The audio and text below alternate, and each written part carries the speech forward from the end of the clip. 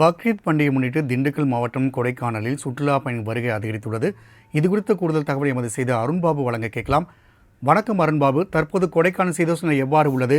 அதேபோன்று கூட்ட நெரிசலால் ஏற்படும் அந்த போக்குவரத்து பாதிப்புகளை சீர் செய்ய என்னென்ன நடவடிக்கைகள் ஏற்பட்டுள்ளது? கூடுதல் விவரங்களை பதிவு செய்யலாம்.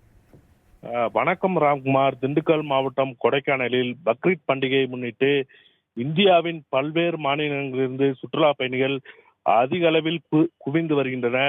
கொடைக்கானலில் உள்ள முக்கிய சுற்றுலா தலங்களான மோயர் பாயிண்ட், குணா குகை, பில்லர் ராக் அனைத்து சுற்றுலா இடங்களிலும் சுற்றுலா பயணிகள் வருகை அதிகரித்து காணப்படுகிறது.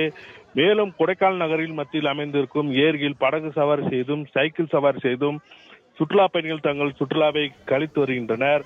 மேலும் பிரைன் பூங்காவில் வண்ண வண்ண மலர்கள் பூத்து குலுங்குவதை ரசித்த வண்ணம் உள்ளனர்.